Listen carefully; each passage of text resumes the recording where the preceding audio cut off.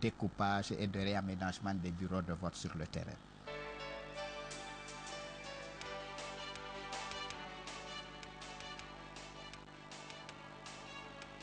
Au cours du premier tour de la présidentielle 2010, le ministère de l'Administration du Territoire et des Affaires politiques avait joué le rôle de partenaire technique auprès de la CENI. Ses membres sont aussi les vrais acteurs des circonscriptions territoriales en Guinée selon le code électoral. Son implication active dans la gestion du processus s'avère nécessaire afin d'éviter des fraudes massives pour le second tour prévu le 19 septembre prochain.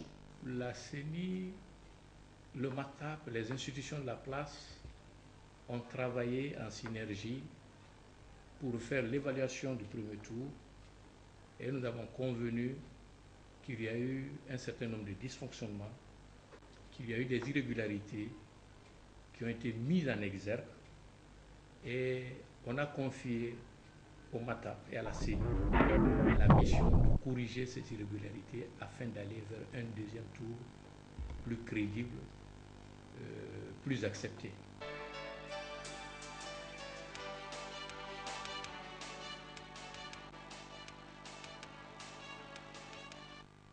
Suite aux difficultés notées dans la gestion des opérations de vote lors du premier tour de l'élection présidentielle, il est apparu nécessaire de procéder à une formation complémentaire des agents de vote. Pour ce faire, la CENI et le MATAP ont convenu de confier ce volet à la Fondation internationale pour les systèmes électoraux pour organiser des formations en cascade destinées à renforcer les capacités de fonctionnement des bureaux de vote afin d'organiser un second tour crédible et transparent. Nous avons travaillé pour bien axer cette formation sur les points les plus difficiles auxquels ont eu à se confronter les agents de bureau de vote, les commissions de centralisation des résultats, etc.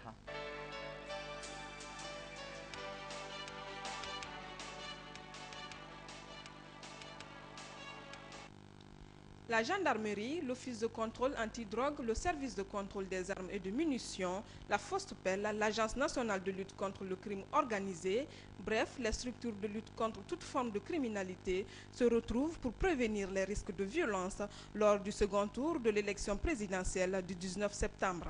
Harmoniser leur point de vue pour mettre en place des mesures permettant d'amplifier la lutte contre la détention et la circulation d'armes légères, ainsi que la consommation et le trafic de stupéfiants et drogues, un créneau essentiel pour garantir la paix en cette période électorale. Nous sommes à la veille des élections. Oui, ce n'est pas cet aspect surtout, mais c'est surtout la cohésion des uns et des autres, l'unité au niveau du pays, l'unité au niveau des citoyens, pour que tout se passe bien.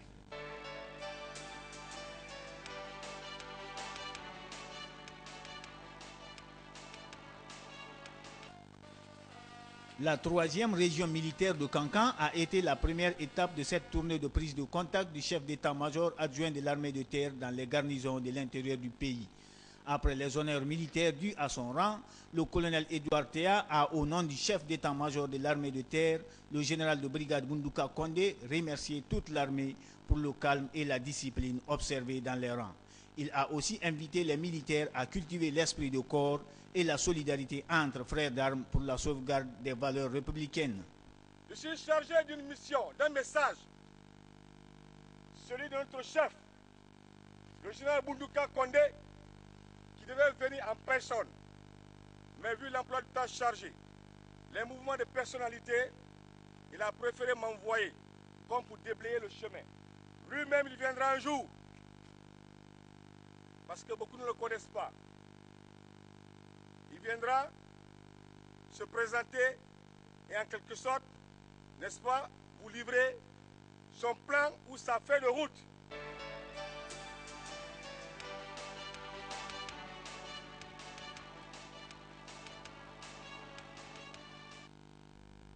Cette fois, c'est le mouvement de soutien Diompulor à l'Alliance Arc-en-Ciel qui reçoit le professeur Alpha Kondi à Sanoa.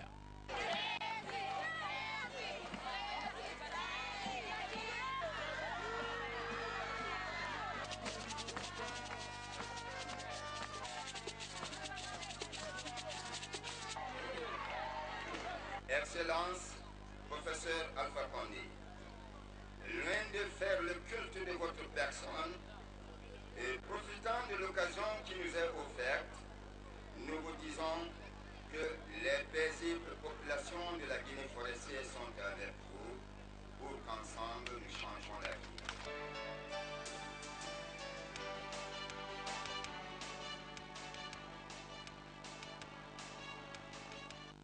Pour l'Alliance Cellou Dalein président, il est temps d'affûter les armes pour affronter le deuxième tour de l'élection présidentielle.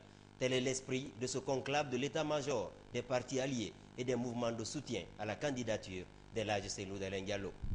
Nous avons fait une réunion des présidents des partis de l'Alliance pour examiner la situation avant les élections.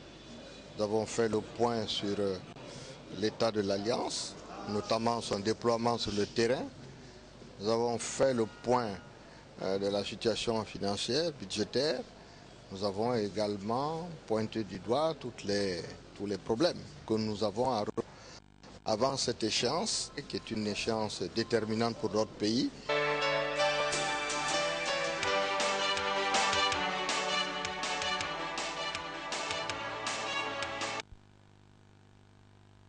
Cinq participantes venues de 15 pays de la CEDEAO ont pris part à ce séminaire régional de plaidoyer pour la mise en œuvre des résolutions 1325 et 1820 du Conseil de sécurité des Nations Unies.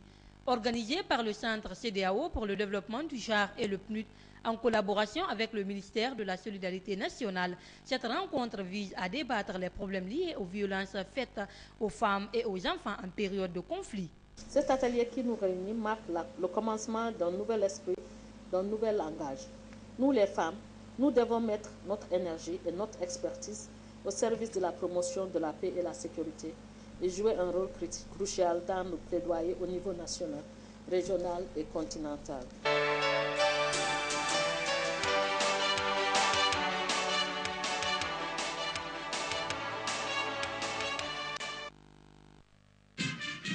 Plumeau au vent, la garde à cheval italienne a donné la réplique à 30 cavaliers libyens venus spécialement pour les festivités du 2e anniversaire du traité d'amitié entre les deux pays.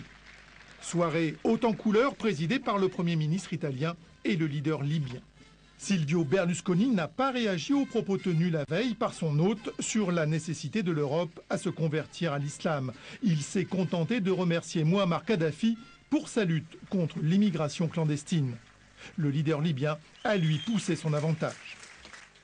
L'Europe doit écouter ce que la Libye a à dire, car la Libye est la porte d'entrée des immigrés illégaux. Fort de cette position stratégique, Kadhafi réclame à l'Europe 5 milliards d'euros annuels pour stopper cette immigration. Le chef du gouvernement italien n'a pas commenté, préférant ménager ce partenaire important. 100 entreprises italiennes sont installées en Libye. Des accords militaires et la fourniture d'un système satellitaire sont actuellement en négociation.